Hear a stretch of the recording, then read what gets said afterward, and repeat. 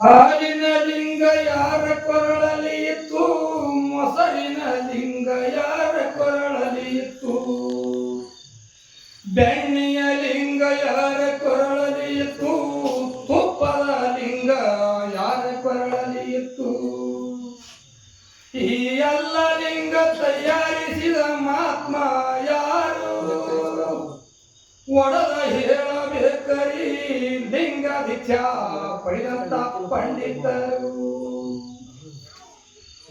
ಬಸವಣ್ಣವರ ಕಾಲದಲ್ಲಿ ಸಂಗಯ್ಯ ಎಂಬ ಶರಣ ಇದ್ದ, ಪುಟ್ಟ ಲಿಂಗ ಕಟ್ಟಿದ್ದಿಲ್ಲೋ ಸಂಗಯ್ಯನ ಕೊರಳಾಗ.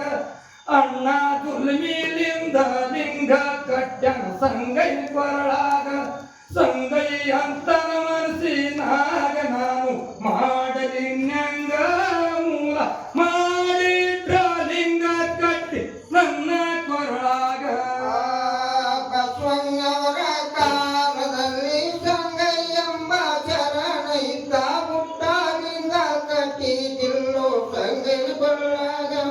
ಅಣ್ಣ ದುರ್ಮಿದಿಂದ ಲಿಂಗ ಕಟ್ಟ್ಯನ ಸಂಗಯ್ಯನ ಕೊರಳಾಗ.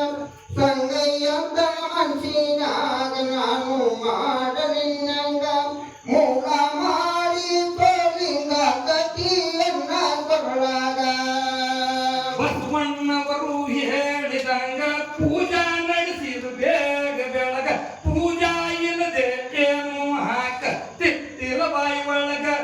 ಒಂದ ದಿವಸ ಪೂಜಾ ಕುಂತ ನಾವ ಮಧ್ಯಾಹ್ನದಾಗ, ಡಬ್ಗಿ ತಗೊಂಡ ಹೋಗುದು ಬಂದೈತೀಗ ಮಾಡಲಿನ್ಯಂಗ.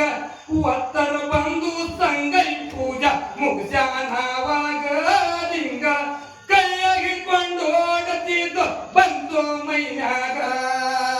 ಬಸವಣ್ಣವರ ಕಾಲದಲ್ಲಿ ಸಂಗಯ್ಯ ಎಂಬ ಶರಣ ಇದ್ದ, ಪುಟ್ಟ ಲಿಂಗ ಕಟ್ಟಿದಿಲ್ಲೋ ಸಂಗಯ್ಯನ ಕೊರಳಾಗ.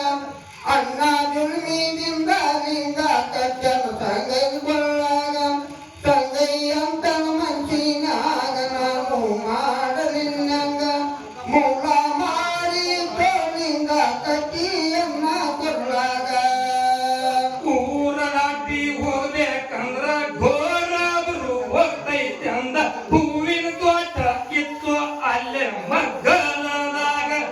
ಒತ್ತರ ಬಂದು ಹೋಗಿ ಕುಂತನ ಹೂವಿನ ತೋಟದೊಳಗ.